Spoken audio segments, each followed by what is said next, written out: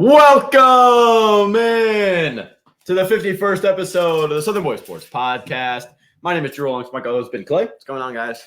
Episode 51, not too far removed from episode 50.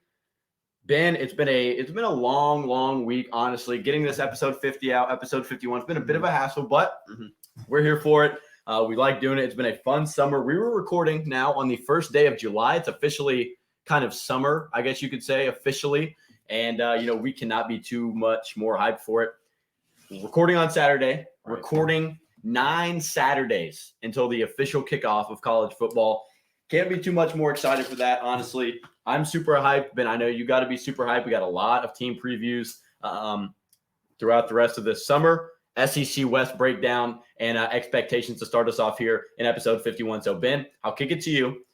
A couple things going on. I know you're heading out to Hilton Head Island. Talked about that on episode 51, covered your trip to Hawaii, but just this past week for you, just like always. Yeah, it's been a good week. Really, I've gotten a little break in, getting back on the vacation trend next week, and it's been good summer. It has been quite toasty. In Nashville, yeah. It is not a friendly type of heat.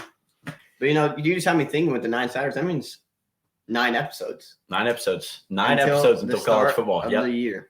Yep. So that I'm definitely looking forward to that. Yeah, it'll be a lot of fun. 9 episodes until the start of the year, and then obviously we've got you covered with college football coverage throughout the rest, whether that's picks, predictions, and a couple interviews, team-specific interviews as we get closer to that.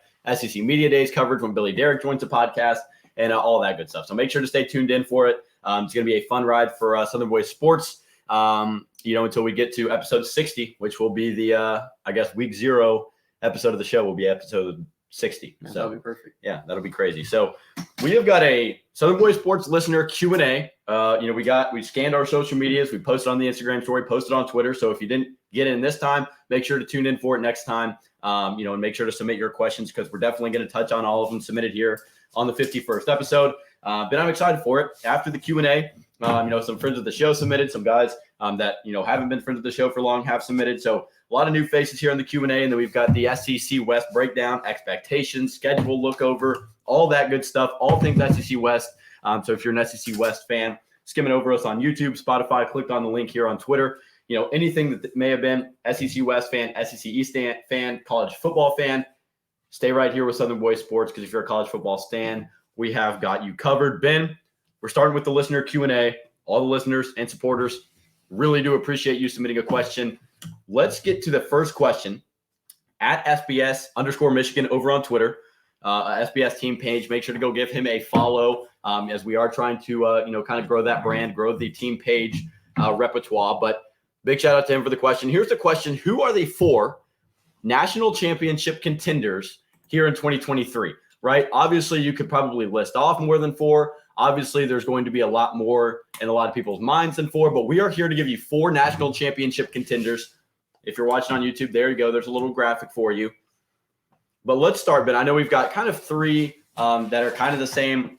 2 of them for sure. One of them, I guess we kind of just both decided on, but it's not really a common one. And then one we both kind of got a wild card. So, Ben, kick us off with the back-to-back national champions. The Georgia Bulldogs, Kirby Smart, Carson Beck, all that's going down in Athens because that's clear number 1 as one of the 4 national championship contenders here in 2023. Right, and I mean they've lost a lot. I think people probably would say there's a lot of reason that they could not make it, but I think just with the consistency of this team, they're just a great team overall. I trust the defense no matter what. There we go. I'm just gonna get you the cut. So I trust the defense no matter what, and this team they are built to win games, and it's just something Kirby Smart has embedded in them, and it's something that I don't think can be altered by who's at quarterback, unless it's quite altering. Like Carson Beck actually goes like 1 touchdown, 28 picks, which probably you're not winning all those games. But I think it's a team that they play as a team, and each side of the ball helps each other out, and I just think they are definitely should be a contender. Yeah, and let's say Carson Beck goes out and throws 1 touchdown, 28 picks. He's probably not going to play the rest of the season because you got 2 other 5-star, 4-star quarterbacks in there, and Brock Vandagriff and Gunnar Stockton, who make this team so freaking good, right? They just pump out 5-star recruits, pump out 4-star recruits, pump out NFL talent. and inmates as of late, but this team is really, really good, right? They're returning 52% of production offensively, obviously losing Stetson Bennett, losing a couple guys on the receiving core on the offensive line. That's 109th in the FBS, right? So that's not a bright spot, right? You're going to have to return a lot of guys on offense. You did good in the portal, right? You grabbed Dominic Lovett from Missouri, Ra Thomas from Mississippi State. You got a few guys as depth pieces last year in the backfield who are not going to be able to step up. Ben, your guy, Branson Robinson. And then obviously Carson Beck making a huge step in spring practice, looks to be pretty good. Defensively, you return 70% of production, right? You hit the portal. You get really, really big guys on the defensive line. You have a scary tight end room, right? 40th in the FBS in returning production on defense. Obviously, one of the best defenses in all of college football. I'd say the best defense in college football the past 2 seasons. So you continue to churn out defensive talent. Ben, like you said, both sides help each other. You're going to score touchdowns and get stops. That's how you win games. 59-0. You know, you beat a Tennessee team 38-30. I can't even remember the score, but they went out there and ran a Tennessee team in Athens, right? So you can't count the 2-time reigning champs out. It's just something you cannot do. Carson Beck looks to be like a very, very good quarterback. He's got the build to be a very, very good quarterback. And Kirby Smart proves to be one of the better coaches, if not the best coach in college football as of right now. And look, Kirby Smart, Georgia Bulldogs, down in Athens, they're the number 1 team here on both of our lists. Let's go down to number 2, another team that's kind of a, quote, shoe-in, if you want to say that. That's the Michigan Wolverines, right? Blake Corum, Donovan Edwards. You can really just call this team scary just based off of that, Ben. Right. But why are they a contender in your mind, other than the obvious reasons of, you know, that returning backfield, J.J. McCarthy, great game manager, etc.? Well, the fact is, I think last year I kind of spoke about it too, where Michigan was kind of doing what Georgia does, just people saw it less. This team, they can win a 10-7 game. They can also win a 45-35 game. Yeah. Like they can score and they can stop the ball if they really need to. So it's similar to what Georgia did, where I just think they've embedded themselves to, we are a team and we are a family and we are going to help each other out. And I think that is what you need in a football team. Michigan, you know, you trust McCarthy. You trust the running back duo might be one of the best running back duos we've seen in a while in college football. Yeah. Great duo. Defense, they know what they're supposed to do. Harbaugh gets them ready every year. And so I trust that this Michigan team can definitely get it done. Yeah, I mean, they got a great defensive front. We got to see it a little bit in the Maize and Blue game, in the spring game. They got Barry up front. They got guys who are going to be able to produce, right? The defensive front's not going to be a problem. Secondary might be a little young, right? You're expecting guys to step up, but Ben, when we talked about breakout stars, you had Will Johnson up there, and he's a guy who's just an absolute dog in the secondary. Probably going to be an All-American pick in the secondary if he's on. He does what he needs to do defensively. But defense will be solid. They got a great defensive coordinator. Offensively, touched on it, probably the best running back duo in college football right now, and the best we've seen in a while. J.J. McCarthy has proven to be pretty good. He's taking steps kind of in the right direction through 22 touchdowns, 5 interceptions last year. So he was solid, right? Solid enough to go out and win a national championship, make the college football playoff at least last year. This team's really, really, really good, right? Big A Boomer put out a list on Twitter, and it was like team's biggest liabilities, right? Tennessee's was the secondary. I think Oklahoma's was like the defensive front. It's just defense. Defense or something like that. And you saw a lot of, and Michigan was the only team that literally had nothing, right? Because there's not really a deficiency in this roster, right? It's not like you can look at one position and be like, yeah, this part of like Tennessee, they're really good offensively. They got some pretty good players up front on defense, but the secondary is just abysmal, right? You look at Michigan, they're really good all around. The trick for Michigan is going to be, are you good enough to beat Georgia, to beat Ohio State? Is your all-around talent going to be good enough to come together and beat a team that's all-around good and probably all-around more talented than you? So that might not be true with a lot of guys developing, a lot of guys returning. I think they got a top 5 returning production. I know Florida State's up there, Georgia's up there on defense, but Michigan's right up there. And tight end room solid. Saw that with Schoonmaker gone in the spring game. They still look good. So all around, team doesn't have a lot of question marks. Definitely a contender. They were in it last year, couldn't get by TCU, but you got to throw Michigan up there as a number 2 contender in college football. Ben, I'll let you introduce our third team that we have in common. Right, the third team to the mix. So far, we've had a team from every different conference, and we continue it here. We got USC in the Pac-12. Really, USC, I trust them they are a team that can 100% win it. Yeah. It's down to if the defense, Alex Grinch, can get it done. That is something that they have not been able to do. again in Utah in the Pac-12 championship, win the game, and you have a good shot at the national or at the playoffs. But you lose a game, defense does not play well. So it really comes down to I've seen Lincoln Riley not be able to have defense, but have an amazing offense a bit too many times. So this team, they just need to play defense. Caleb Williams will do his job. You do not need to question that. He is a great quarterback. He will do his job. Yep. If the defense can do theirs, this team has a chance at the title. Yeah, I mean, a returning Heisman quarterback automatically puts you in probably top 5 to 6 contention. I mean, not automatically, but it'll thrust you up the rankings pretty quickly, right? He's an absolute dog. In my mind, I have it written down here on my sheet. USC is kind of like the kid that is in 12U, 13U, and he's a really big kid, right? And he doesn't really pitch a lot, but he can pitch, and he throws like 50 miles an hour. And you're like, how do you throw 50 miles an hour? You're 6'3" and you're 13 years old. You need to be throwing like 70. You could literally go to the NFL, or excuse me, the MLB, not the NFL, the MLB, or go play college baseball, dude. You're 6'3" and you can barely throw the ball right? So if he gets his mechanics down there, wants to work at it, right, his potential is there, but he doesn't want to work hard enough. Not saying USC doesn't work hard, but they are that kid that everybody's saying, dude, if you would just get a defense, you would be a number 1, number 2 team in the country. And Alex Grinch, Lincoln Riley, they try, right? They get guys out of the portal. Bear Alexander from UGA this past year, obviously. Jamil Muhammad from Georgia State, obviously. Those are huge pickups in the portal. Is Alex Grinch going to be able to develop a defense? Haven't seen it out of him yet. So that's going to be huge. Huge year for Lincoln Riley, right? You got 76% returning production for you. You got a returning Heisman quarterback, great additions like Marshawn Lloyd, Dorian Singer in the portal. The talent is all there, right? So if you can't get this team to the college football playoff and to compete for a national championship, that really proves that you really, really, really need a super talented team to go out and win games, right? Because if you can't get it done with this team, then you're not going to be able to get it done with a lot of teams in college football, because you have basically built Dorian Singer to be a Biletnikoff candidate. Marshawn Lloyd was one of the best running backs in the SEC when he was at South Carolina. And then Caleb Williams, who's a Heisman contending quarterback, not to mention Mario Williams, Brendan Rice, all those guys. This team is really, really good. If they could just get a defense, get it solidified, they'd be good. Got to beat Utah. Still got to beat Utah. Still got to win the Pac-12 championship more than likely. And that's something they haven't been able to do. So don't let that fly under the radar. Still got to beat the Utes. But yeah, need a college football playoff run for this team to be legit.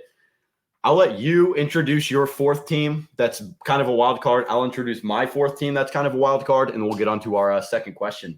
Right. Look, I kind of went with the theme here. I really don't see two teams from the same conference making it, just because I don't see 2 teams that are in the same conference that have that type of skills. Ohio State, maybe you could put in there. Bama, maybe you could put in there. So I'm going with FSU. You just talked about them, a lot of returning production. You bring in good transfers like Keon Coleman to help build this offense up. Jordan Travis is a Heisman potential quarterback if he plays his cards right. Yep. He has great receivers, a great running back in Trey Benson, potential Heisman candidate. My boy. And so I love this team. Defense is stood up well. This team, I think if they put it all together, you win the ACC, you do what you have to do, I think this team could definitely have a shot at the title. Love Florida State. I kept them out here just because, number one, I like this team just a little bit more. They give me a more solid, I know this team is at least going to produce 9 to 10 wins, and not, Florida State could be the new Texas A&M. Do I think they're going to be? Absolutely not. But, you never know. I went with a surefire team that is from the SEC, same conference as Georgia. By the way, I love Ohio State. I think it's going to come down to the game this year. I think there's going to be too many talented teams. It's going to come down to the big game, and I think Michigan wins it.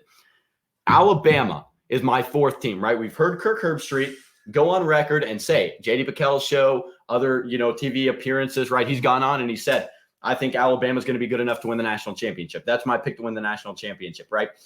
I like what Kirk Herbstreit has to say, because it's so hard to bet against Nick Saban, right? I was talking to my mom in the car, right? We were talking about, I think I was listening to J.D. PicKell, and I asked her some kind of trivia question, just kind of messing around.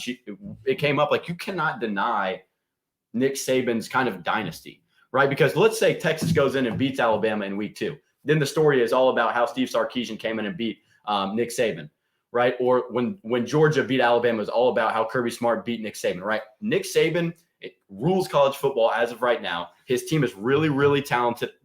The quarterback spot still needs to be figured out. I think a lot of people are shying away from him. We're going to get to the quarterback situation at Alabama and 2 or 3 questions. But look, you had the number 1 class in 2023. It's Justice Haynes, right? It's Caleb Downs, Desmond Ricks. All those guys can be super, super impact freshmen. Tons of talent. Wide receiver room, quarterback room. Both are going to need to solidify themselves for this team to make a national championship run. But again, can't bet against Nick Saban. I like the coordinators he brought in to replace his guys. And this team's talented, right? This team's talented. So don't go shun them or turn your head away from them just because they don't have a set in stone QB right now. Again, we'll get to that QB room in here in just a second, but Alabama's my 4th team, Ben. So for me, Georgia, Michigan, Alabama, USC. For Ben, Georgia, Michigan, USC, and Florida State. Now, let's get to the second question of the day, Ben. What do you say? That's perfectly fine with me. Here's the question from @Weston.15 over on Instagram. Shout out to him. What has higher odds? A Joe Milton Heisman or a Tennessee national championship in Knoxville in 2023? Ben, hit me first. Well, first off, neither. Okay. Yeah. I'm not going to go around and say that Dylan Gabriel's going to win Heisman because that's just, Because Joe Milton's better than Dylan Gabriel. Yes. Yeah. All right. Well, I just think, look, for me, I would say Joe Milton Heisman because the fact is, if Joe Milton's winning a Heisman, Tennessee is most likely in championship contention. Sure. And I think he can win Heisman and then lose in the playoffs championship or something like that. But I don't think there's a way that Tennessee wins 11 games without Milton getting a Heisman trophy. I don't really see it from anybody. I mean, Jabari Small puts up 4,000 rushing yards. Sure, yeah. I don't see that happening. So I've just got to go with I would say if he's winning the Heisman, they have a shot at the national championship. But if they have a national championship, he's probably winning Heisman. Yeah, I mean, look, Milton was good enough last year to probably start at Tennessee, right? If Hendon Hooker wasn't there, right? So he was really good, right? I think he close to 900 yards, 10 touchdowns, no interceptions. So he was a guy. Really good. That's really good. Close to 900 yards, 10 touchdowns, no interceptions in 4 games. Against Vandy. Clemson, I'll give him. That's a good defense. He ripped Clemson alive, dude. He actually I know. Clemson. He probably will be good. Without Jalen Hyatt or Cedric Tillman. Okay, he went in there and just lit him up. I'm saying with how much he played, very good he probably will be good, but very good right now after he threw for 900 yards in 5 games. Terrible the year before. Okay, okay. He wasn't great, right? Yeah, you didn't even want him on the roster. He wasn't great his first year. The second year, though, you showed what you can do with Squirrel White, Brew McCoy, Ramil Keaton. And you add Dante Thornton, which can't do anything but help you. So you're going to be developed further in a year where you're the main focus, right? Josh Heupel has got to get you to be ready to make a run in the national championship in the college football playoff. He's going to be ready, right? We've seen videos from On3 at him at MPA, him hitting a bat flip, him throwing the ball 80 yards deep into the end zone, whatever it may have been. This guy's an absolute freak athlete. He's able to run. He's able to pass. He's going to have the numbers, no doubt. And look, like you said, Ben, yeah, you got to be pretty good. It's going to be basically impossible for Tennessee to win a national championship unless they go 11-1 or 12-0, and that's really tough with Bama, Georgia, trap games with A&M, Florida, South Carolina, and even UTSA earlier in the schedule. Tennessee's got a pretty tough schedule this year, so I'm not going to go out and bank that they win a national championship this year. I got to go with Joe Milton, but yeah, it's tough because I honestly I wouldn't bet on either to happen. As a Tennessee fan, I would love for Joe Milton to win the Heisman, and I would probably cry if we won the national championship. But I'm not going to bet on either to happen. Asking for more likely, I'd probably say Joe Milton. Let's go to another question. We got a question on Instagram about Penn State. We'll get to Penn State eventually. We're going to do a Big Ten expectations and breakdown episode like we're doing right now with the SEC West. So we'll get to Penn State. We'll get to the record prediction and ceiling and floor and all that. So shout out for the question. We'll get to that later. Let's go to who has got the best quarterback situation this year. Oh, that's the wrong one. Ohio State, Georgia, or Alabama. Shout out to Littner Media on Twitter for the question. I'll answer first. I got Georgia. High potential for OSU, right? The Buckeyes could jump up and, Kyle McCord, Devin Brown, whoever wins that battle. My idea is probably Kyle McCord. But look, Carson Beck, he's built like a really, really good quarterback. And he's 6'5", 220, right? He's slowing the ball in the national championship. I know they were up by a ton on a second string defense, but I know you saw him play in Athens when they played Vanderbilt as well. So really, really talented. I think you got the weapons out wide. I think you got veteran weapons out wide. I think that's what's really important about this quarterback situation for Georgia is you've got Ra Thomas, Dominic Lovett, who have played SEC ball. Ra Thomas played one of the most successful offenses in college football last year in Mississippi State, right? So everything that you're going to be able to do, you've got veteran receivers, you got guys who have been there, done that. You got a back-to-back national championship roster and a good defense. I think Carson Beck is probably the most well-suited if we're talking about the best quarterback situation out of the three. I think Ohio State's a close second. Way too many question marks at Alabama, although I think Tyler Buchner may come out on top. I don't think Tommy Rees brought him in for no reason. So, yes, Devin Brown, Kyle McCord, they're still battling. I think McCord wins that. So it's really McCord or Beck. I've seen Kyle McCord on like Heisman candidate list, which is just utterly ridiculous, over Blake Corum, which is just crazy to me. So I really like Beck. I think Beck's probably the best out of the three, and I think Georgia's got the best quarterback situation, man. Yeah, when you first hear the question, I was thinking it was a really good question, but once you look into it, it's clearly you would go with Georgia here. It's 5 stars on top of 4 stars on top of 5 stars. I mean, this team, if someone struggles, the next person is ready to suit up. And for teams like OSU, it's just players on the same level that really anybody could take the job. I think Carson Beck is the best quarterback on all these teams combined. Bama, a bit shaky. I understand what you're saying with Tyler Buchner. I think Tyler Buchner should win the job, but Bama really the good thing about their situation is you could really get what you want out of anybody. Milroe, he's going to run. Buchner and Simpson have better arms. So I mean, it just depends on what you want. Yeah. But I think Georgia has the best certified QB room, and I think it'll do best for them. Yeah, I agree. I think Kirby Smart is really, I think he's working. I think Carson Beck's getting better, right? So even what we saw from him last year is going to be a little bit better just because of the offseason. So Georgia, high potential for Ohio State would be my final answer. I really like what Georgia's got going. So there's finally the graphic. If you're watching on YouTube, it took me a second with technical difficulties, but nonetheless, there's question number 3 of the night. Ben, we continue to roll on. Let's get to question number 4. Shout out to @SBS_Vanderbilt, another team page. Really thankful for all those guys. Should Vanderbilt expect a bowl game, Ben? I wish I could say yes, but I really do not think so. I definitely could see a world where they are able to pull it off. But they would need to beat 3 SEC teams or beat Wake and 2 SEC teams. Yeah. And I understand that is doable. I think they beat 2 SEC teams last year. Got domed by Wake, though. So, I mean, we were there for that one. Yeah. You got to figure it out. So, if you can beat Wake and beat 2 SEC teams like you did last year, you are set up for a bowl game. And I think I could see a world where that happens. They beat 3 SEC teams. I don't really know about that. But, Vandy, I wouldn't expect a bowl game, but I would definitely be able to see it. Yeah, no, I want to say that I see a Vanderbilt bowl game. Do I see a Vanderbilt bowl game? Maybe, right? I think the word expect is kind of what makes me say no here. Just because, look, Vanderbilt, they're coming off a bunch of 2-win seasons. They're coming off a Derek Mason stint where he was just unable to win games. Yes, James Franklin did you a great thing. You won 9 games, 8 games, took you to bowl games, right? You were able to win bowl games, right? That's great.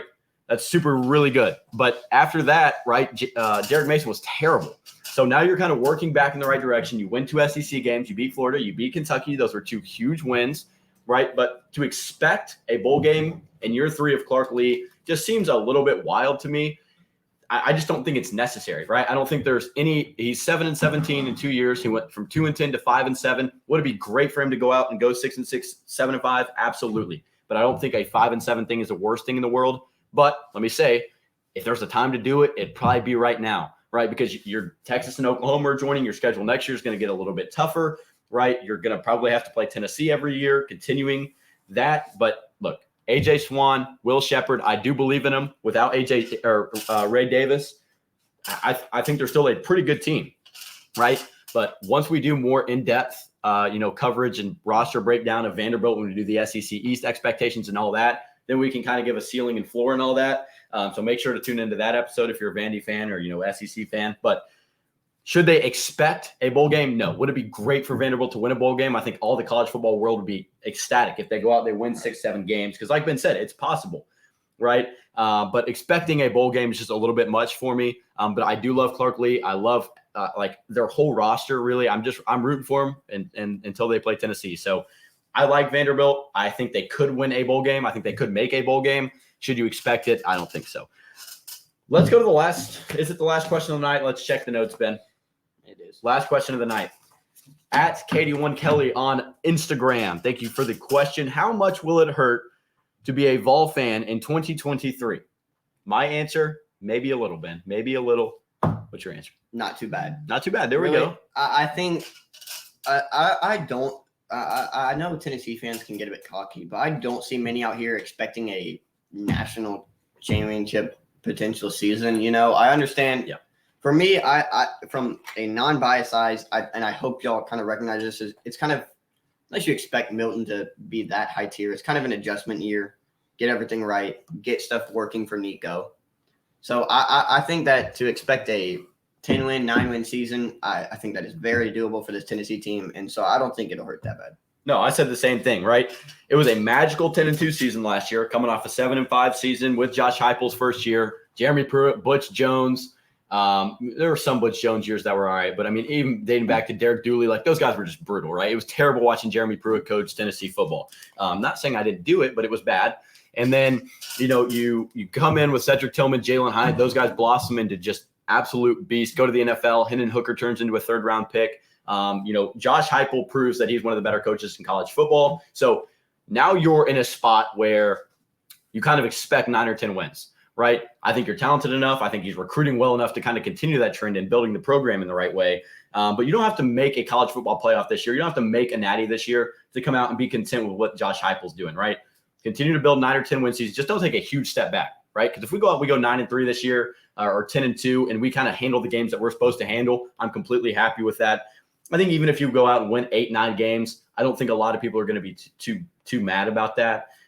There will be some Tennessee fans that may be a little more stuck up and maybe really, really mad about that. I don't think so. But defense was hard to watch at times. That is what hurt as a Tennessee fan the most, was watching the defense miss tackles and give up long passes and stuff like that. But for fans, shouldn't hurt too much to go out there and watch your Vols win 8 or 9 games.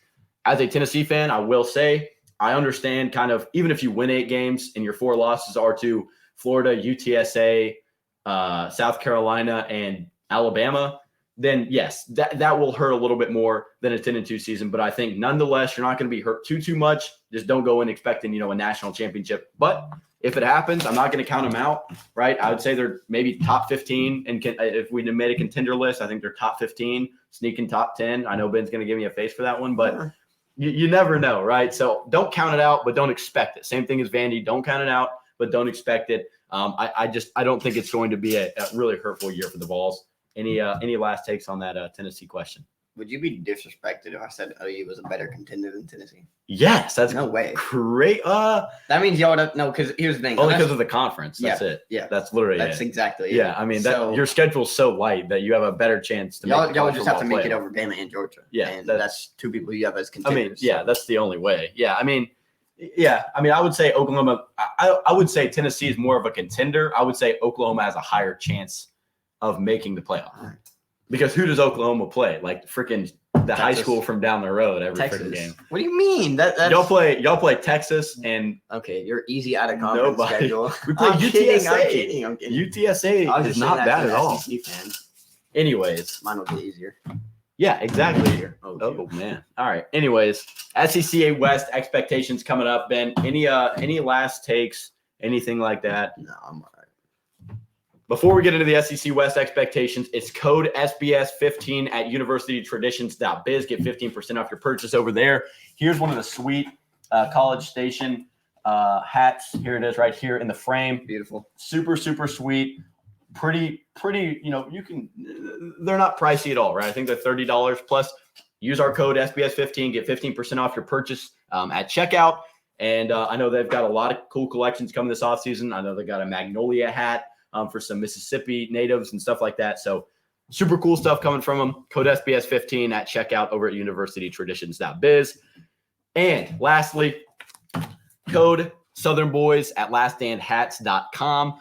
They got officially licensed gear and a bunch of NIL athletes to pick from over there. They got a lot of cool stuff working at laststandhats.com. So make sure to go check them out. Laststandhats.com. Use code Southern Boys for 10% off your purchase over there. Golf polos, t-shirts, hats, kid stuff for the kids, wife, family, all that stuff. Check it out. Laststandhats.com. SEC West expectations been a staple at Southern Boys Sports. Is the expectations episode. Are we ready to jump in for our second annual SEC West expectations episode?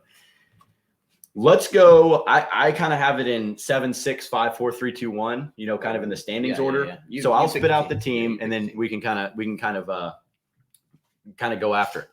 Now I will say right here on my notes list it says disclaimer. Right, here's the disclaimer. The SEC West is freaking wide open, right? It is wide open. I feel like this year, Alabama isn't as I do see them as a contender. They're not the, 12-0 number one team ranked. No one's going to beat them like they have been in recent years, 2015, a couple other years past that, right? It's going to be super competitive, right? LSU is going to be vying for an opportunity. Never count Ole Miss out because they always somehow win 8, 9, 10 games, right? So plus a bounce back from Texas A&M. At least fans are expecting that. So going to be competitive for the first time in a while since Alabama's kind of knocked down just a little bit. So look, we may be way off. Cut us a little bit of slack. Don't come after us if we have your team going 6-6 and they go out there and win 10 games because it may happen, right? It may happen. We're looking back on our predictions from last year and they're brutal. So we'll see. My first team, Ben, number 7 team in the conference. Unfortunately, Beatty Noon, the Auburn Tigers. Okay. The Auburn Tigers. I got a ceiling, a floor, and a prediction.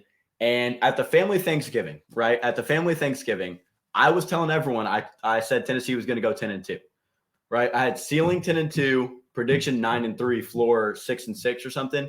So I was telling my uncle, I had us going 10-2, and my actual prediction was 9-3. So I'll go ahead and just pronounce these so I can go back, listen to it, and if I need to prove myself right again, I can.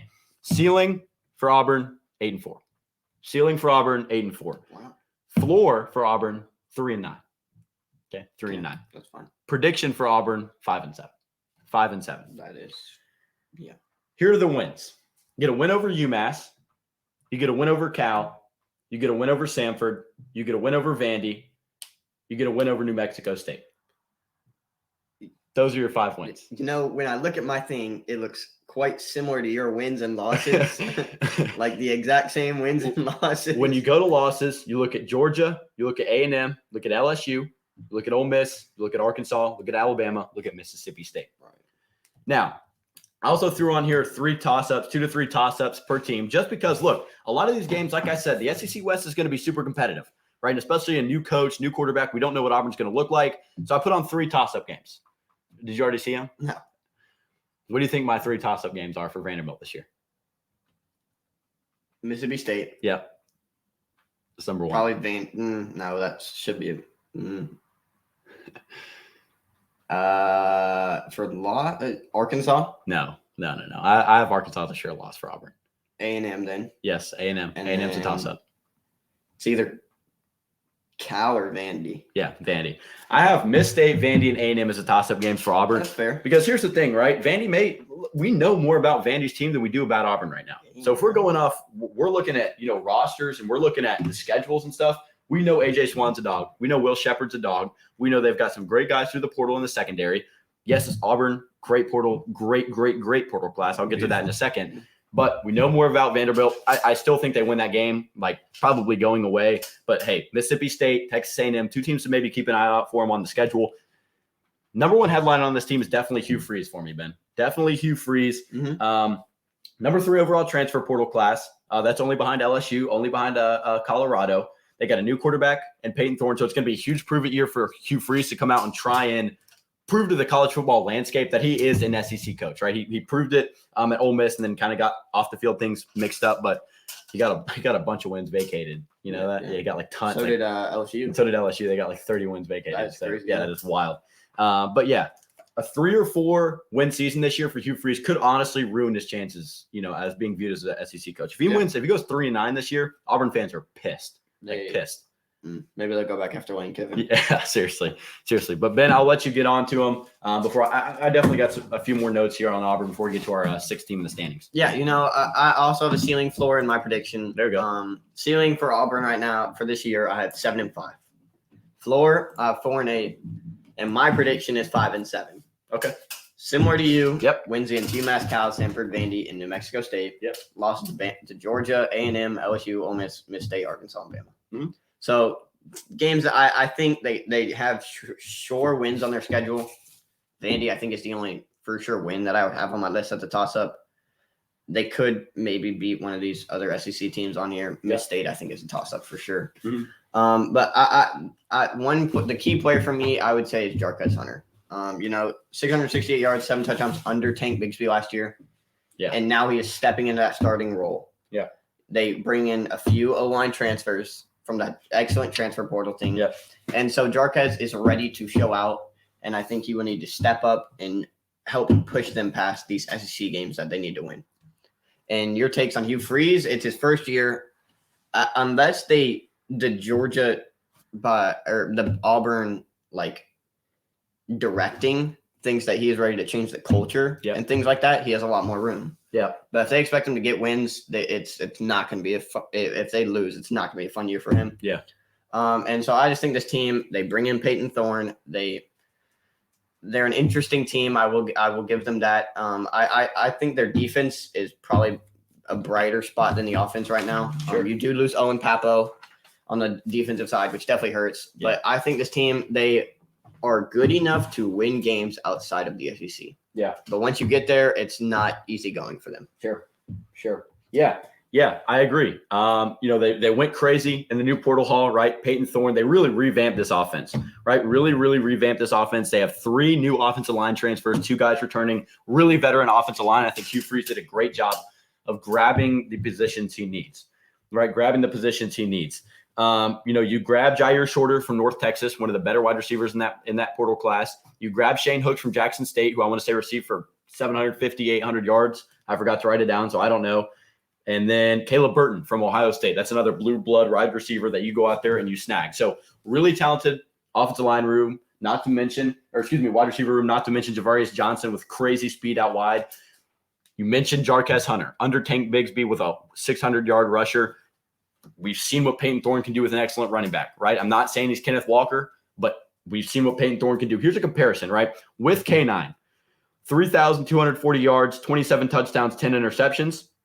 Without K9, right? Without K9, he had 2,679 yards, 19 touchdowns, and 11 interceptions, right? So his yards went way down, right? Because he's probably throwing the ball more for more completions and less touchdowns by 8 with a better running back. So he's giving the ball off to him more. You know how K9 was a workhorse for Michigan State, right? You've got a really good running back in Jarquez Hunter, great receivers, as I said, great offensive line. Everything's kind of filling out for Auburn. It's just, you're just not as talented as some of the teams out here, right? I think Mississippi State's going to beat you because they honestly just have a better scheme than you. They've got guys who have been there for much longer than your guys have. But the last guy I want to mention on this Auburn offense, Ben, is Rivaldo Fairweather, the transfer from FIU, right? The transfer from FIU, 28 receptions, 426 yards, 3 touchdowns, 6'5", 245, absolute beast. Has the makings to be an all-SEC tight end, right? Transfers in from FIU, where he got decent amount of touches, right? Decent amount of touches, but guys out there to help him, right? So he doesn't have to receive everything. He can help block. He's going to be utilized in a good way, I believe.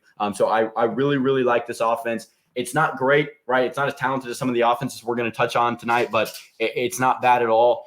Hugh Freeze did an excellent job kind of making up for the lack of talent in the portal. And I think that's a huge part of today's game. There's just no doubt about it. So like what Hugh Freeze did there. Next, their defense, right? Next is their defense. And here's kind of where I see, this team kind of taking a turn in the poopy side, like just not being as good is what I meant to say. I kind of just couldn't think of a word. The entire secondary for Auburn returns. That is a good thing, right? Pretty solid group. Jalen Simpson, Zion Puckett, etc. Actually know a guy named Zion Puckett. So when I was looking at the roster, I was like, what the heck is going on? Yeah. Didn't know this guy went D1. Can Hugh Freeze produce NFL DBs, right? Ron Roberts, while doing my research, doing my due diligence, this guy produces NFL DBs, right? 10 plus NFL DBs have come from Ron Roberts. He's done an excellent job producing those guys. We know Auburn had, Roger McCreary, Smoke Monday. All those guys go off to the league. So if they can have a good secondary, they might be fine, right? Like Ben said, you lose Owen Papo, which sucks. You gave up 30 points per game last year. So really, the ceiling is pretty low right now for the Auburn defense. As long as you can keep teams within, 25 points, honestly, this year, I think Ron Roberts is doing the right thing. I think he's a pretty good defensive coordinator. So if this defense can be good, the offense doesn't even have to be that great for this team to be solid. I just see a 5-7 team written all over him, Ben. Yeah, it's really like I was saying, once you get into SEC play, this team might not be able to compare to other teams in the SEC, and that really hurts them. Yeah. So I would say 5-7 is pretty reasonable for them. Yeah. Revamp front seven for Auburn. DeMario Tolan from LSU, Justin Rogers, Austin Keys, all these guys up front on defense. We'll see what they do. But look, here are my expectations for him. Show significant improvement from the Harsin era, and that might not mean go out and win 8-9 games, right? But that just is a changing culture. Peyton Thorne goes out, has a pretty good year. Hugh Freeze has a pretty good recruiting class this offseason. But you got to develop and handle the talent the right way. Hugh Freeze has got to show that he's able to develop and handle the amount of talent he has right now and use it in a productive way. And a bowl game would be ideal, right? 6-6, 7-5, moving the right direction. That would be ideal for Hugh Freeze. 5-7. Honestly, I'm not lighting the man's seat on fire. You know what I mean? I don't think he's on the hot seat after that. Let's go down to Starkville, Ben. Let's go down to Starkville. Mississippi State Bulldogs. Ceiling. Might surprise you. 10-2. Floor. That's surprising. Floor. 4-8. Prediction 6-6. Prediction 6-6. Go ahead and read yours off. Yeah. Ceiling 7-5. I do not think 10 wins is anywhere in their future. Okay. Floor, I got 4-8. My prediction is just like Auburn, 5-7. Yeah. Yeah. I mean, I think if Mississippi State goes out there and just absolutely just really like presses into the air raid, has a really good defense, because hey, Zach Arnett was the defensive coordinator that hired from within, so he may know a thing or two. I think they literally return all 11 starters on defense, and if not like return all 11 starters, they return all the guys who were on that defense. So none of the starters are new from the portal. But look, wins, you got Southeast Louisiana. I think you beat Arizona. I think you beat Western Michigan. I think you beat Kentucky. I think you beat Auburn, and I think you beat Southern Miss. Okay, those are your 6 wins. I think that's pretty likely. I think that's pretty likely. Losses: LSU, South Carolina, Alabama, Arkansas, Ole Miss, Texas A&M. Toss-ups: I got Auburn, A&M, and Kentucky, because I had Auburn and Ole Miss or Mississippi State kind of flipped up, in the toss-up category on both sides. A&M, Kentucky, huge toss-up game. I have them written down for a win. I think they could, kind of switch wins and losses between Kentucky and South Carolina, or Texas or Kentucky and A&M, whatever it may be. So my prediction definitely stays the same at 6-6. Ben. So for my wins, I got Southeast Louisiana, Arizona, Western Michigan, Auburn, Southern Miss. Losses, I had LSU, South Carolina, Bama, Arkansas, Ole Miss, A&M. Okay, so you have them 5-7. 5-7 for Mississippi State. Okay. Yes. Okay. The difference, Kentucky, I think could be a win. Yeah. Kentucky could be a win. Yeah. That Kentucky team is going to take a minute to look at. Devin Leary at quarterback. Different team for sure over there. Ray Davis at running back. Good thing for Kentucky, though, they play them late in the year. So if they're figured it out, they could figure it out, but so could Miss State. Yeah, sure. And so I really, that game is the biggest toss-up on their schedule for me. Yep. And it could literally put them into a bowl game. So if they figure it out and beat that Kentucky team, they could look well this season. Yeah. I mean, I might throw Arizona in there as a toss-up game. I think you lose Dorian Singer. You lose a couple guys to the portal. I don't think this Arizona team is the same. Maybe take a step back. I think Jed Fish might get fired after the season. We do have an Auburn or Arizona helmet right here, though, if you're watching on YouTube. That being said, Will Rogers, Ben, we've talked about it. I know you said it feels like he's been in college for probably our entire lifespan. So I have that right here. Yeah, that is a little while. But look, he stays in Starkville, right? You lose one of probably the best air raid coaches in the history of college football. Shout out to Mike Leach. Rest in peace, Mike Leach, right? We loved Mike Leach, loved watching him. But now you got Zach Arnett, right? Takes over head coach. He won his first career game in the bowl game last year against Illinois. So Will Rogers has surpassed the 10,000-yard mark passing for Mississippi State all time. 82 total touchdowns in 3 seasons. He's only played 3 years, Ben. That's kind of crazy. Kind of wild, honestly. He's only played 3 years at Mississippi State. Will Rogers? Yeah. That's berserk.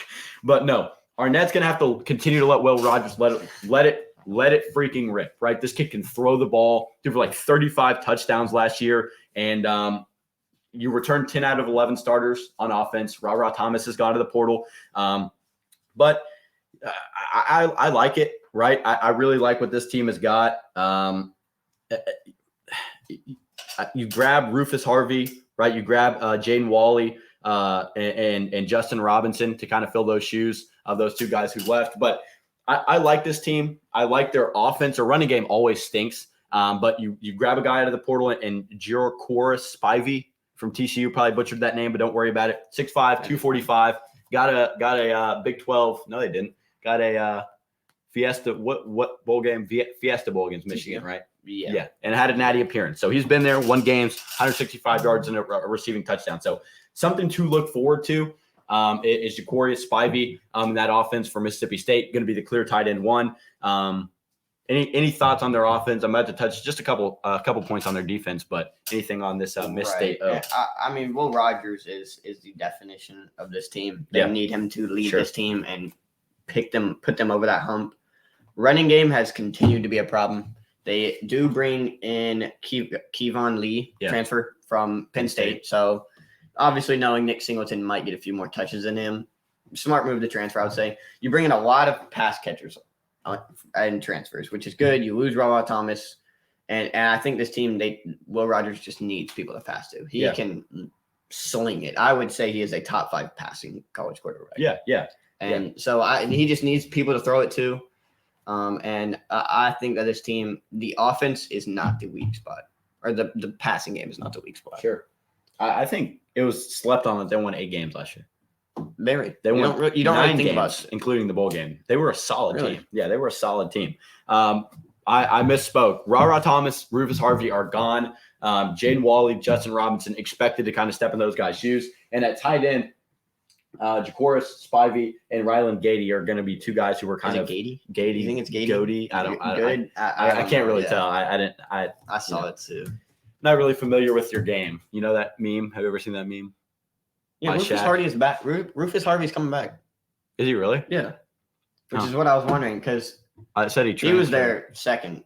Yeah, he was their second leading receiver. Caleb Ducking had 8 touchdowns, but I think he graduated. Yeah, so he was seen last year. I don't know. 8 touchdowns. Defensively, Nate Watson, Sean Preston Jr. both return.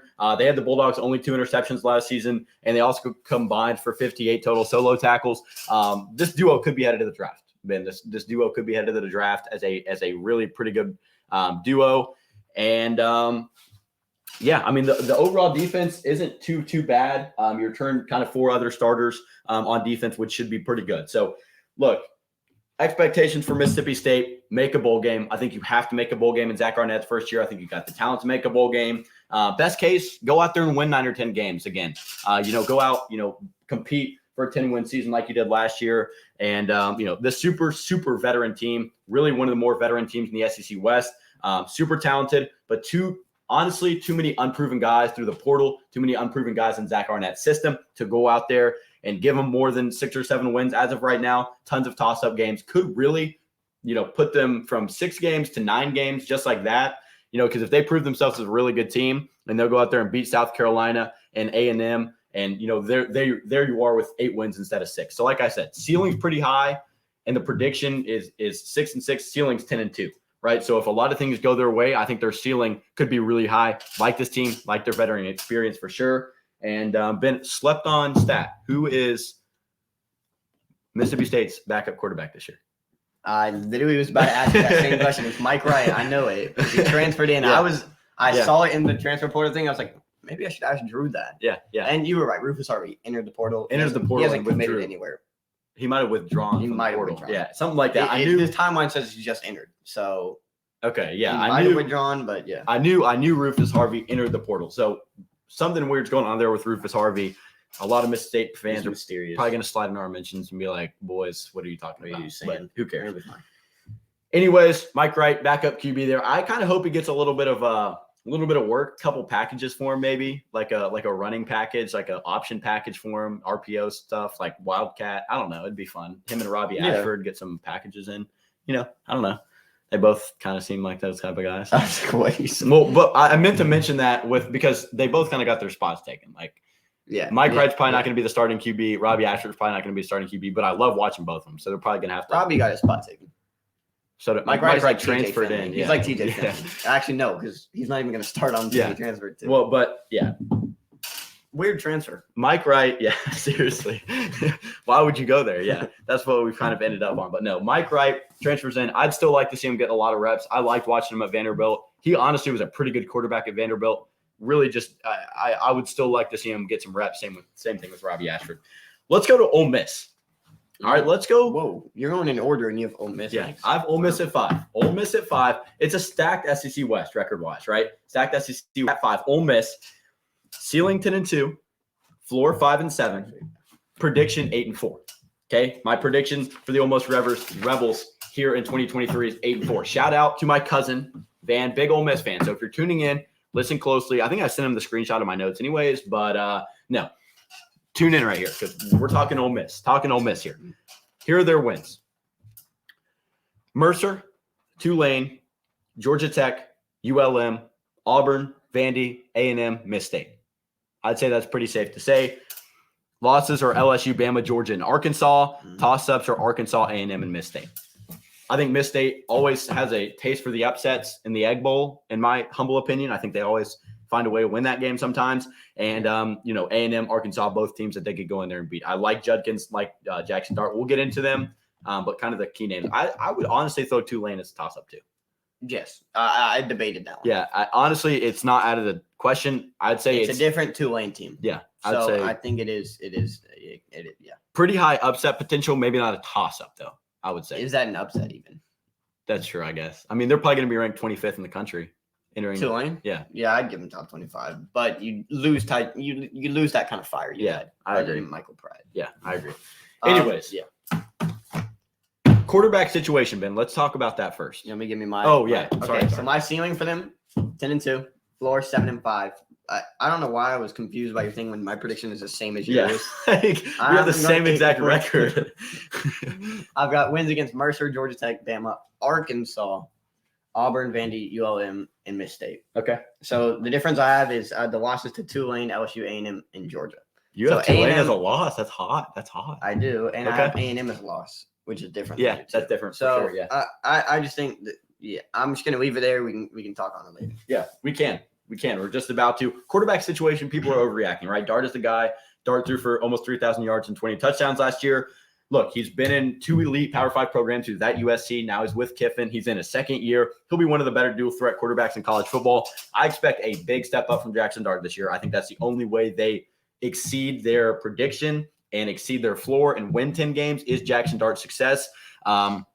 Plus Kenshawn Judkins, right? SEC all freshman, SEC all first team. This kid is a grown freaking man. 1,500 yards, 16 touchdowns on the ground, and he's probably the key piece of this offense. The key piece. Yeah.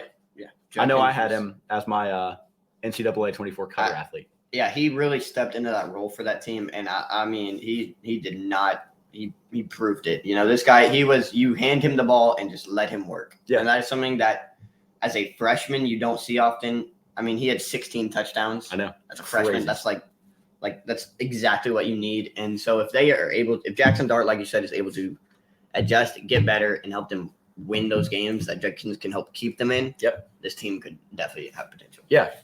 Like Judkins, Dart, two of the poster boys on this Ole Miss offense. Not to mention you have a top 5 portal class because who else except the college football portal wizard in Lane Kiffin. Tons of pickups.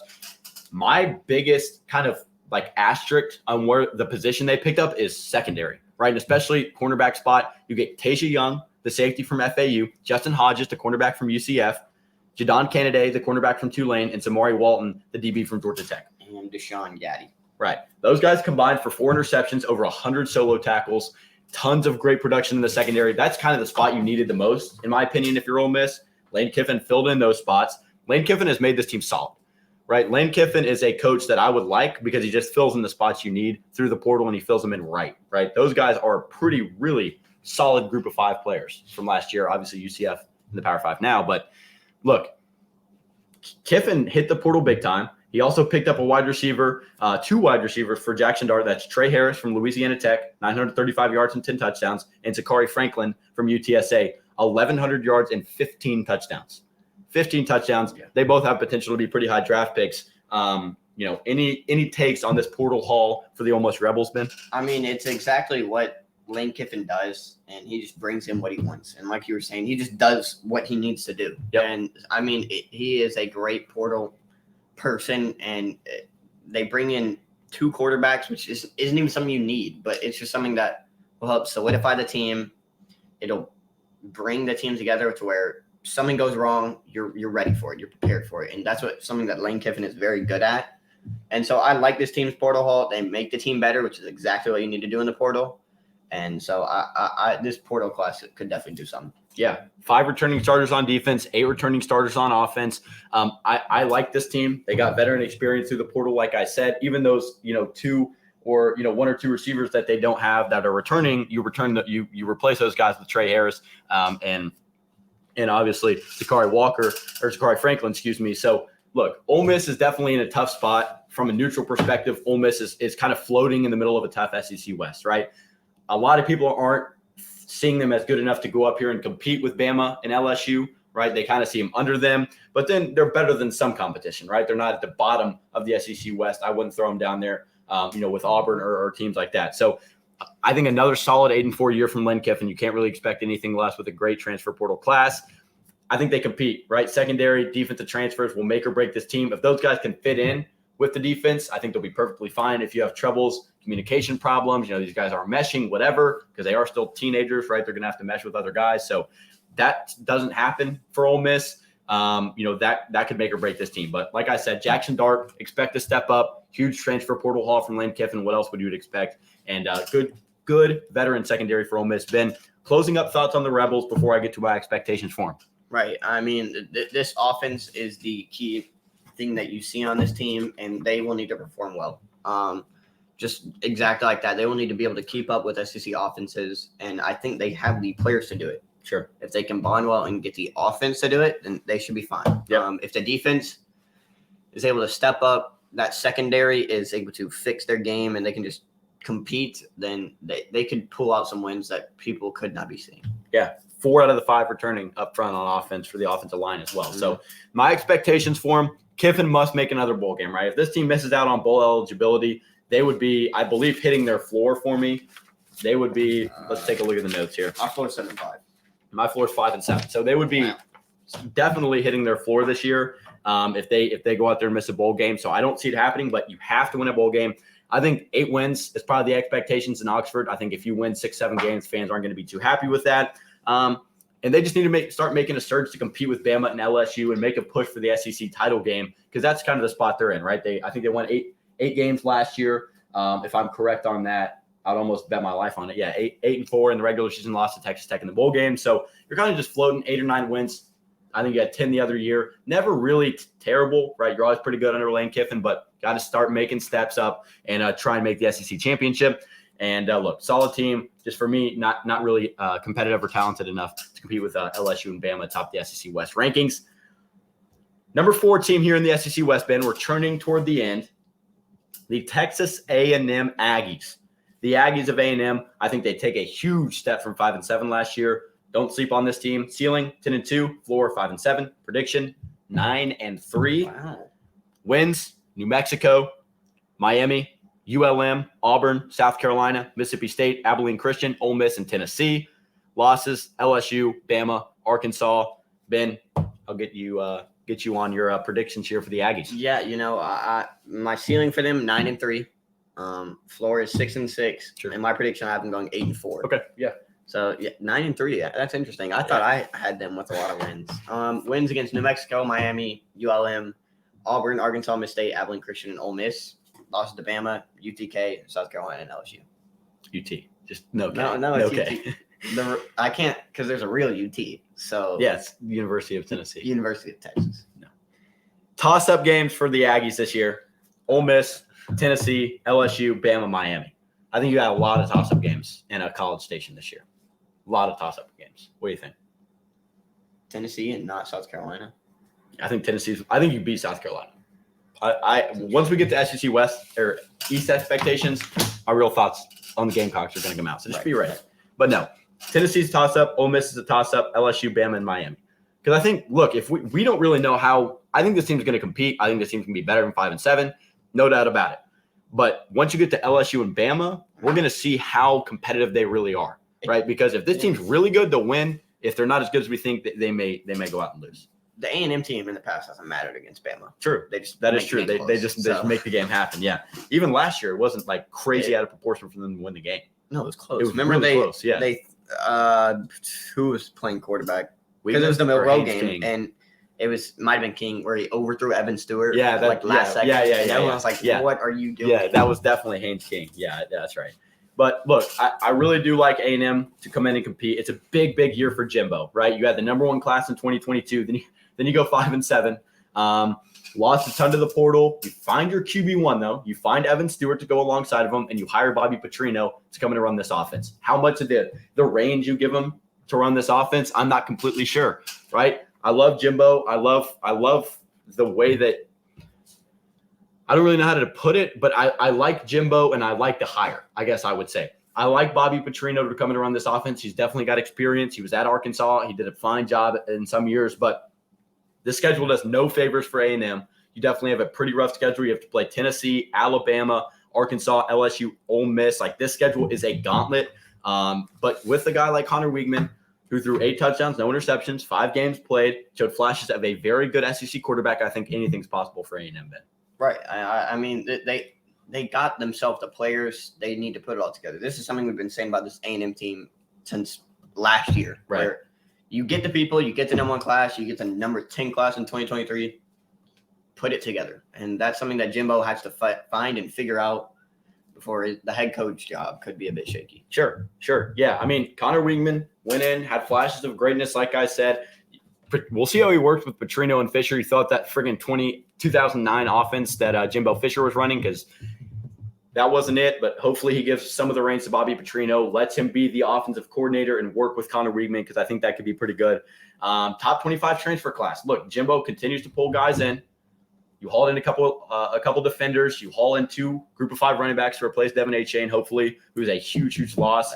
And yeah, I mean, I'll let you get your 2 cents in on this A&M portal class, because their offense is set, right? You know what they're going to be at offense. It's just going to be, I guess, help us naming these players isn't going to help you until you see them on the field, right? Because Evan Stewart sounds like a big name. Noah Thomas has been slept on, but he's a pretty good receiver, right? Anaya Smith comes back in the slot, right? Like Ruben Owens should be the running back right now, and all 5 offensive linemen return. So we can sit here and name all this, but it's just we're going to have to see what this team does with the talent they have, what Bobby Petrino runs this offense like, if he runs the offense. And but yeah, I mean, the portal class is most important because we're seeing what holes they filled in. Right, but they in this portal they also lose quite a bit. Sure, yeah, like I said, yeah. And so I mean, it you fill in the positions you lost with players that I wouldn't say that I would say portal wise are a bit worse. Sure, but it's hard to make up for all these like freshmen, all these number 1 class players, 5 stars. Yeah, you know. So I mean, but really they got a great recruiting class. You know, they ripped David Hicks out of OU's heart.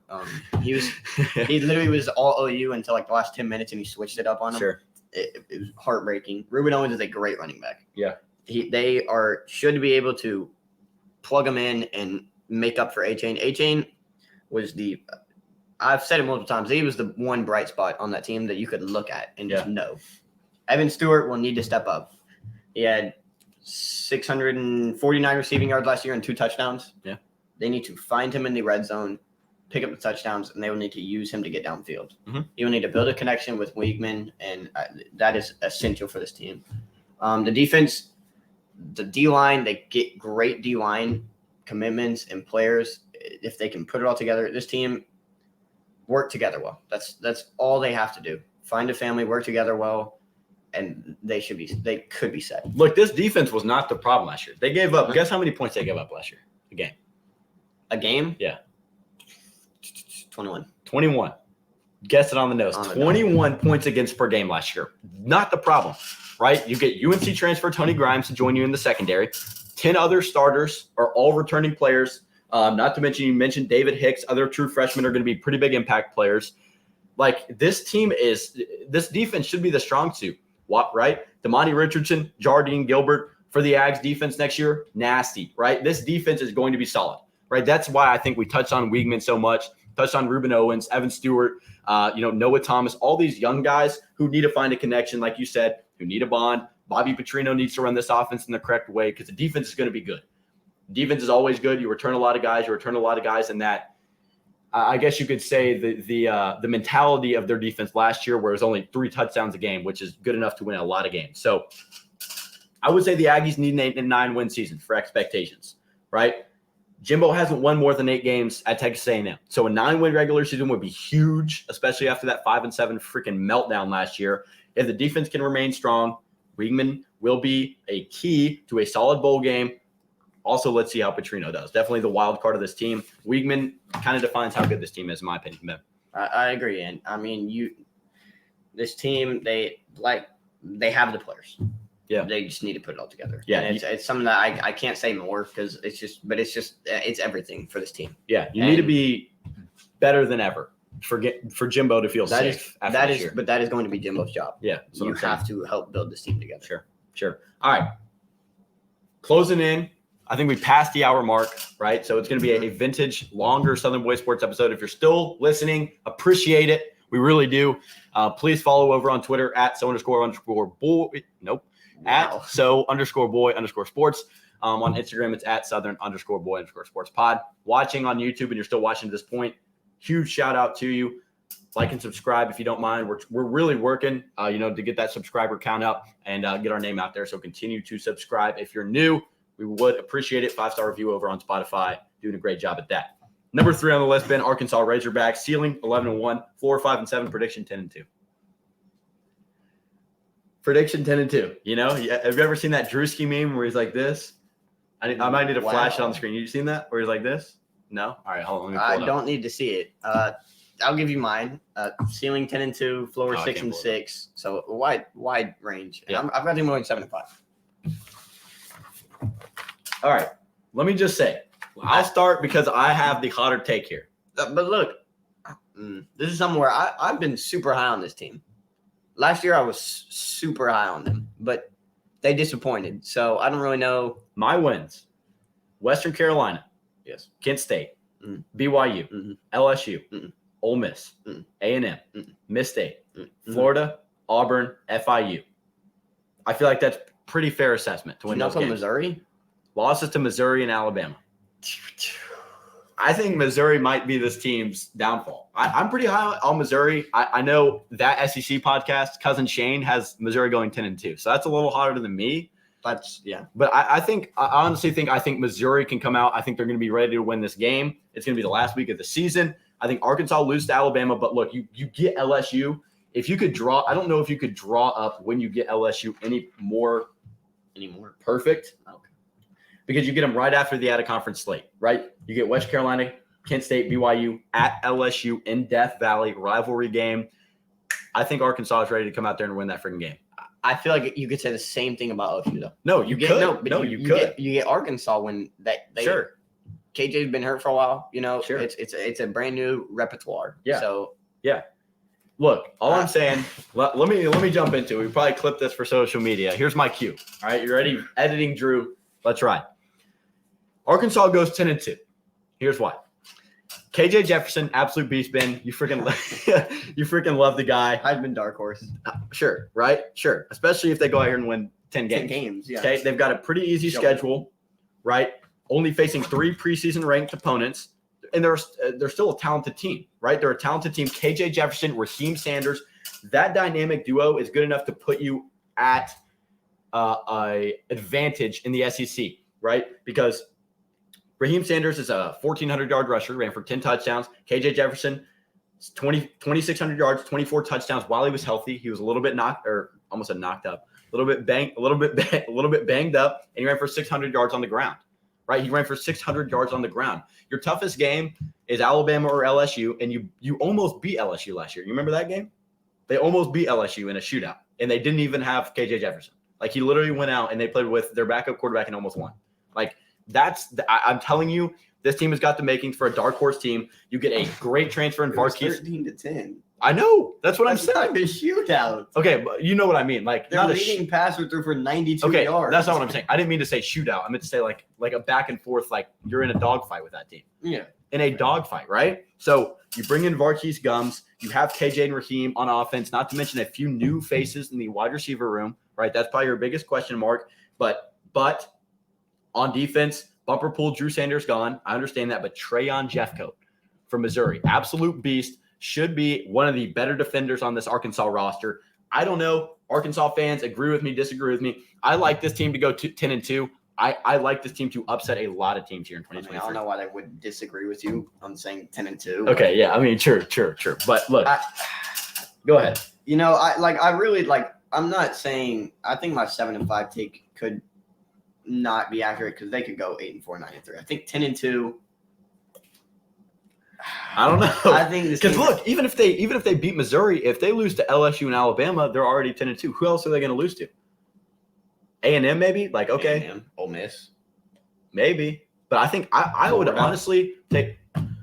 Please, dude, I would take this Arkansas team over Florida any freaking day of the week. Obviously, I'm just saying they could lose to them. I don't think so. I think this team goes. I probably should have flipped that, but this team, I like everyone on their team, so I don't know why I don't have them higher, but I just think Raheem Sanders and KJ need to stay healthy. Yeah, sure. Factoring in a loss because the fact that one of them gets hurt seems kind of like something that could happen. And that's why I did it. But you do bring in key players like Andrew Armstrong at receiver, filling that gap like you were saying. Yep. He had 13 touchdowns at Texas A&M Commerce. I know. So he's a dog. There could be some good things out of that. And Sam Pittman has been part of a great turnaround here. He's been doing so well at it. So I think this team just stay healthy, please. I hope they go 10-2. I love Arkansas, but I think they will. I'm telling you, Andrew Armstrong's going to be one of those guys that has a great year this year. KJ and him have a great connection, and people are going to forget that he is a D2 transfer. People are just going to say, this Andrew Armstrong guy is up freaking insane. We're going to be here to report on him first. This guy is a beast. Varkey's Gums, talked about him with Josh Newberg, I think on episode 44. Mm-hmm. He can block. He can get out and run. He's a great receiving tight end. He decommitted, committed, whatever. 500 yards, 5 touchdowns at North Texas. He's only a sophomore. This team up and down, really well built. 2 transfers in the secondary. Jaheim Singletary from UGA, right? And Al-Fahim Walcott from Baylor. I don't know if I'm pronouncing that right. Walcott. But you probably are. I could have butchered it. But no, 2 Power 5 guys in the secondary that can make a huge impact for the Razorbacks. So Sam Pittman hit the portal in a productive way. Jeffcoat will wreak freaking havoc. I like this team all around. I don't know if they win 10 games, but that's my prediction, baby. I'm going with a hot take. I had Max Duggan. No, I like it. I had Max Duggan as a dog. I do remember also when we were making our top 50 quarterbacks list, you had KJ Jefferson behind a lot of people. I think I had him like 11. No. Yes, I had him behind Joe Milton. I had him like 11. No. You put him behind Joe Milton. That is not true. I mean, maybe. I would say they're pretty comparable. Right now, no. At the end of the year, maybe. But could KJ Jefferson take that Tennessee team to beat Clemson? Bro, this Clemson game. Seriously though, like yes, with the way that everyone else on that Clemson team was playing, yes. I don't know about that, brother. I don't know. Anyways, Cade Klubnik looked like rookie freshman Joe Milton. Final expectations for Arkansas this year. Pittman should be shooting for 7 to 9 wins realistically, right? Realistically, he's 19-17 in 3 years at Arkansas, so he's kind of got to take a step up, show that he's able to produce talent, use that talent like a lot of these coaches, use talent in a productive way. Raheem, KJ returning, tons of key like that those are the keys to the offense, right? Those are the keys to the offense. Like Ben said, got to keep those guys healthy. Get 2 transfer wide receivers in Isaac Tesla and Andrew Armstrong, not to mention guys like Bryce Stevens, Sam Mbake as well. I like Arkansas to be a dark horse in the West. Give me 10 wins on a favorable schedule, Ben. 10 wins on a favorable schedule. Southern Boy Sports episode 50. Clip it. I did say Baylor was going 10-2 last year. You know, I looked at Big Game Boomer's old predictions. He had Baylor winning the Big 12, and he had TCU finishing dead last. It was like the most. I think I put. It was TCU like the worst. Wins, it was like the worst take I've ever. I said TCU was getting like 5 wins. So either way, let's go to LSU. All right, you don't have to listen to the takes. The LSU Tigers ceiling 12-0, floor 7-5, prediction 10-2. Right, I think I really went heavy with the floor here. I don't think they go 7-5. I think that's like just stuff, Fitz hitting the shan. Fitz hitting the shan in Baton Rouge, if you know what I mean. But wins, Grambling State, Miss State, Ole Miss, Missouri, Auburn, Army, Florida, Georgia State, A&M, and Bama. Losses, Arkansas, Florida State. Right. Arkansas and Florida State. Toss-up games, FSU, Arkansas, Bama, and A&M. So I think those 4 games, that FSU game, right? That FSU game, we may get into like biggest games in 2023. This is probably number 1, right? Because I'm looking so forward to that game. Because whoever loses that game cannot lose a game if they want to make the college football playoff, in my opinion, right? It all depends on that week 1 game, and it's on a Sunday, which is extra weird. So it's going to be a huge game on ABC, September 3rd. Going to be fun. But Ben, sorry, I keep trying to, keep going on my. I lost them in the notes. There you stuff. But I would say ceiling 10-2. Floor for them is 7-5, and I would have them going 10-2. Your ceiling's 10-2. Sorry, 9-3. Your ceiling is 9-3, but your prediction is 10. No, ceiling's 10-2. Prediction is 9-3. Okay, all right, okay. I think there is a world where where LSU wins every game. Right? Look, they beat Bama last year, and I was really debating putting them down as another loss. I think they find a way to beat Alabama this year. The Brian Kelly situation is interesting because they were so good last year in his first year that a lot of people are going to be expecting a college football playoff or national championship or 10, 11 wins this year. The expectations for Brian Kelly do not need to be 9, 10, 11 wins, right? Would it be out of this world to win 10 games this year? Absolutely not. But you need to continue to build a better roster. You don't need to expect him to go out and have a world-shattering season. Should it be expected to make a college football playoff this year for LSU? Absolutely not. Again, could it happen? Sure, right? But here's my explanation for a 10-2 season, Ben. Tough loss to FSU in week 1 and another tough loss to Arkansas, a dark horse who a lot of people in the moment are going to be like, oh, my God, you just lost to Arkansas. You're screwed, and Arkansas is going to turn out to be good. Right. That's how I have the script. All right. I have the script. LSU is a solid team, but it's going to be tough because they're not really going to be good enough to dominate or pull out really tough, close games. That's why I have FSU, Bama, and A&M as a toss-up, just because they're not dominant enough or talented enough for us right now to say that's an automatic win. You know what I mean? So Jane Daniels, right? Jane Daniels looks to be a guy that, could be a, really, really, really good quarterback, right? A Heisman contending quarterback as a dark horse for a lot of people. 2,900 yards, 17 touchdowns passing. LSU's leading rusher last year, right? In that pretty good running back room, he was the leading rusher. So I like him, right? You get Logan Diggs from Notre Dame. Noah Cain, Josh Williams should relieve him in that run game. But Ben, honestly, Tigers not out of proportion for the college football playoff, but I have them going 10-2. I think right now it's too tough to tell if this team's really good enough to go out and win a natty. Right. And I kind of walked around it. They're going 10-2. Yeah. I think they will go 10-2. Sure. The FSU and Bama game, I think, are the games in my eyes. When I on my other predictions, I didn't have LSU losing a game, so I can't say 9-3. I said they were going to beat Bama. I meant an SEC West game. Okay. What I meant by that. There you go. So they beat Bama, in my opinion. So I think this team 10-2, I could definitely see happening. They bring back a lot and they bring in a lot. You bring back Malik Neighbors, him and Jaden Daniels will need to connect. Yeah. Boutte, whatever. He didn't really do much last year. He was a great player, but didn't really do much. They great. Well, why am I forgetting their head coach's name? Brian Kelly. Brian Kelly did everything. It's late. Did everything he needed to do. Fifth best recruiting class, second best transfer ranking. They brought in people they needed to bring in. And I think they filled the holes they needed to fill. And they're a team that they can win any game. It's just a matter of whether they are able to pull those games out. Yeah. I mean, I'm looking at their depth chart here. And Jaylen Brown, who was a true freshman this year, we actually talked about him this time last year, first episode. Interesting. Talked about him this time last year committing to LSU as a 5-star. So look out for him. They got a lot of good guys at receiver, though. Kyron Lacey stepped up. The senior had a really good spring game. So him and Jane Daniels could have a good connection in order for Jane Daniels to maybe surpass that 2,900-yard mark and pass for more touchdowns this season. I'm not saying 2,900 yards is bad, but you know what I mean. Yeah. Defense, too. The defense matters, too. Yeah, the defense. The defense does matter. Harold Perkins, freaking dog. I don't know why they weren't on my notes. I literally when you sent me the thing, I was like, oh, Harold Perkins is a key player. I was so ready to put that down. Yeah. He will matter for this team, and I'm excited to watch Harold Perkins play. Yeah, the secondary may be a little bit of a question mark. You get 3 transfers at DB. That's Deuce Chestnut, Zy Alexander, and J.K. Johnson. 3 transfers who are going to have to mesh with this defense.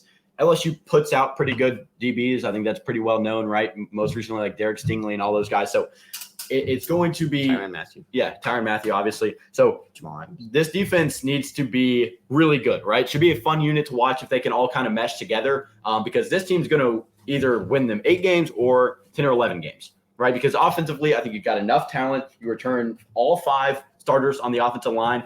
Brian Kelly in year 2 is taking a team that was really good and trying to get them to great, right? One of the hardest jumps in sports is really good to great, and that's what they're trying to do. So let's get the expectations for this team before we close up shop.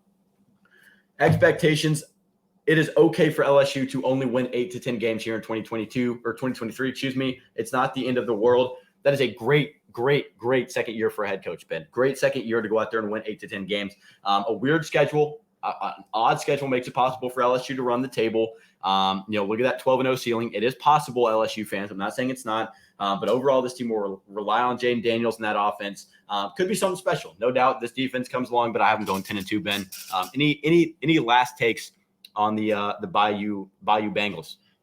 But for me, I kind of different from what you said is I think they not for Brian Kelly, but for this team, this is the year to do it. Okay, yeah. Jaden Daniels at QB probably will be the best QB in the next 4 years that you have. Garrett Nussmeier is a freaking dog. Garrett Nussmeier is probably the best backup quarterback in the SEC. Like, I'm not kidding. Like, if he went to Oklahoma right now, he'd start. No. I'd just say he's a dog. He's a dog. He's a dog. Okay. But I think Daniels, it's the year to do it with Daniels, and Jaden Daniels will be the quarterback that I think could do it out of him and Nussmeier. So I'm sorry for that, Drew, but yeah. So I've got that, and so I just think they really want to win this year, and they have a team where you have everyone everywhere, and you have the pieces you need. It's just figure it out, win the games you have to win. This FSU game could be the biggest game of the year for them, Sure. and it is week 1. So they need to win the games they can, and then I could see them being contenders. And don't sleep on that Arkansas game, buddy. Don't sleep All right. on that Arkansas game either. All right. Let's get to the number 1 team, in my opinion here, finishing number 1 in 2023 in the SEC West, making an appearance in Atlanta for the SEC championship game. Again, SEC West expectations and predictions. So you never know, right? This could be way far off. I'm going to save this, though, just in case Arkansas has a breakout year. Number 1 team, though, Alabama Crimson Tide, ceiling 12-0. I think for the foreseeable future, the ceiling will be 12-0 because you never know. Nick Saban can go out there and win every game. Floor 9-3, prediction 11-1. Prediction 11-1. Okay, wins MTSU, Texas, USF, Ole Miss, Miss State, Arkansas, A&M, Tennessee, Kentucky, UT Chat, and Auburn. Losses to LSU, right? Toss-up games, LSU, Texas, and Tennessee. Mm-hmm. I think that's pretty fair. Those toss-up games are definitely fair, right? All the games that people are talking about in Tuscaloosa right now, you're not talking about, that Kentucky game or that Arkansas game right now. You're talking about LSU game, right? Trying to get revenge from 2022 if you're Nick Saban. The Texas game, which is probably the biggest game in week 2, probably biggest game in the first 3-4 weeks of the season, not to mention that Tennessee game, which is a huge revenge game for Alabama and a huge game if Tennessee wants to have good success here in 2023. So a lot of things rely on those 3 games. If you're LSU and you lose to Florida State, you can't lose again. So that's a huge game for LSU. Big toss-up, LSU, Texas, Tennessee, Ben. Yeah, ceiling for me, I got them going 11-1. I think 12-0 is just a bit shaky. Florida got 9-3, and I have them going 10-2. Wins against MTSU, Texas. That was a very hard game for me to think of. I mean, yeah, that's why I have it. Yeah, The QB room probably isn't determined. You get an MTSU game where really you could play either one and win. Sure. So it will be a test on their QB, and so Texas is a toss-up. I got USF, Miss State, A&M, Arkansas, UTK, Kentucky, Chattanooga. Losses to Ole Miss and LSU. So look, this Ole Miss game, okay?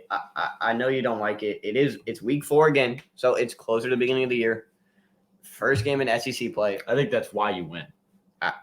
I don't. I think that's if you lose to Texas. See, that's why Nick Saban.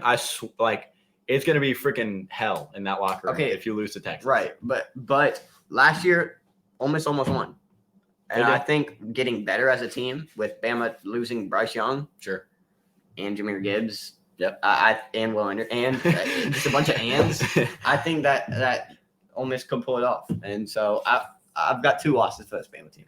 Yeah, I mean, honestly, I'm going 11-1, right? I think LSU gets the best of them this year, but I think they're still number 1 in the SEC because LSU loses to Florida State earlier in the season, right? And then it all kind of relies on that Arkansas game, I guess, if you're LSU, I snapped the wrist.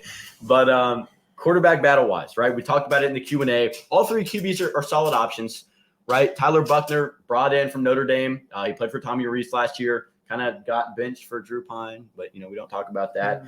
And no matter what, Saban is going to get this offense to click. I think Tommy Rees is a great OC to bring in. Jalen Milroe, Ty Simpson, both built to be SEC quarterbacks. I don't think you're going to have abysmal Jarrett Garantano problems if you start either one of them.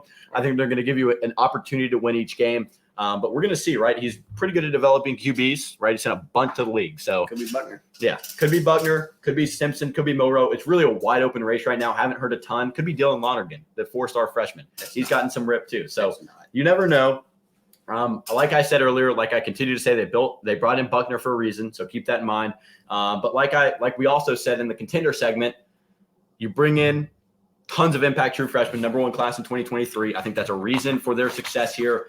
Saban, he's got that chip on his shoulder, man. He hasn't lost double-digit games. He hasn't won double-digit games since, I think, 2007, and he hasn't lost to Arkansas ever.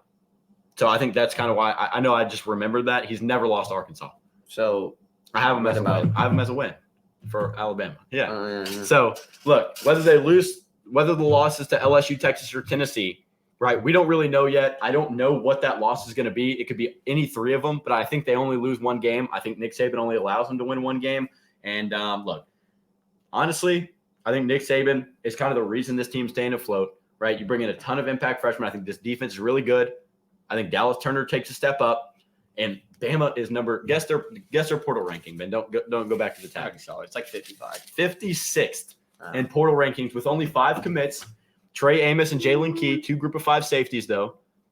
55 transfer ranking. Okay, so I guess they went up, but no. Jalen Key, Trey Amos, 2 impact freshmen or impact transfers, could impact immediately, could serve as depth, but they're from Louisiana and UAB. So a lot of quality in that portal, maybe not a lot of quantity in that haul for Nick Saban, but I like what they got. I honestly don't see this team going out and losing 3 games or 4 games. I know Big Game Boomer said they were going 8-4. So that's just bad. But anyways. I like him going 11-1. Last prediction of the night, Ben. Yeah, 10-2. I think, like you're saying, Jermaine Burton, a guy who's been there, he will need to step up. Yeah, that wide receiver room needs help for sure. He will need to do his job, and after losing JoJo Earl, Jermaine Burton will need to step up. Sure. Like you're saying, Dallas Turner, he was one of the key players that I brought up. Losing Will Anderson, 8 sacks freshman year, 4.5 last year, went down a bit, but losing Will Anderson, Dallas Turner. That's his job. Yep. He is the pass rusher now. Yeah. And so I think he will be able to step up. I like him as a breakout player this year. Yep. I would say people already saw him as a good player, but I like him this year. And, Bama, they brought from just commits, like just a class. They bring in almost a 5-star from every position. Sure. You bring in where you need it. Transfers, you bring in what you need this year. Yeah. And so for this year, this Bama team, I would say, is a bit looser on the depth chart than in the recent years, but they're building themselves up for next year, which I think next year would be the title run or the championship contention that you see this year. I think next year is the year for them.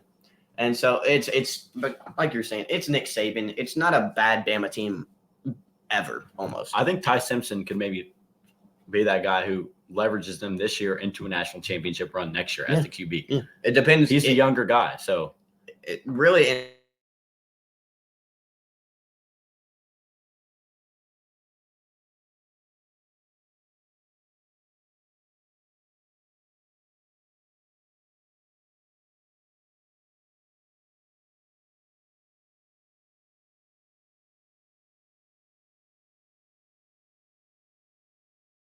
multiple true freshmen. There we go. Multiple true freshmen. Should save this team's life. Honestly, like Ben said, a lot of 5 stars incoming, just like always for Alabama. So I like Alabama to make an SEC championship appearance. Why bet against Saban? Never do it. Dogs in the secondary, Terry Arnold, Kool-Aid McKinstry, Caleb Downs, Malachi Moore, all those guys, freaking beasts. So don't bet against Saban here in this year. Headlines from this episode, Ben. Saban's not gone. Freaking Arkansas is a dark horse. Of course. And Kenshawn Judkins is probably the best running back in the SEC. And I think that's it. I think we touched on all the major. KJ Jefferson is better. Yeah. Than him. Sure. I'll give you that. Anyways, boys, thank you, boys and girls. Thank you for listening. Right. We're going to wrap it up here. Code SBS15 at universitytraditions.biz. We'll remind you again.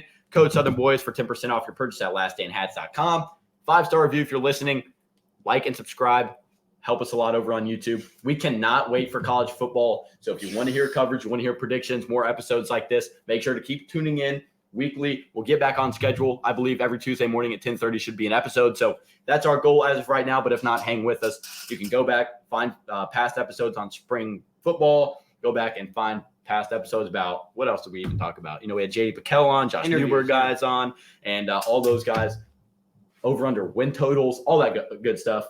Go back, go listen on Spotify, go listen on YouTube if you need to scratch that college football itch. But no doubt about it, it's going to be a really fun game, really fun season here in 2023. We're here to cover it all. So follow Twitter, follow our Instagram at so_boy_sports, at southern_boy_sports pod. And again, same time. Well, let's see if I can pull this sucker up. Yep, there we go. There she is. Yeah.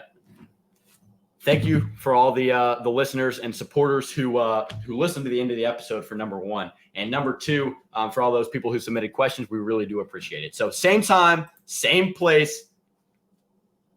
Then I forgot. Next week. Objections for the episode. You don't even need to say it. I've never had anything to say.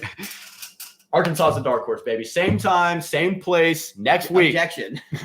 See you, boys.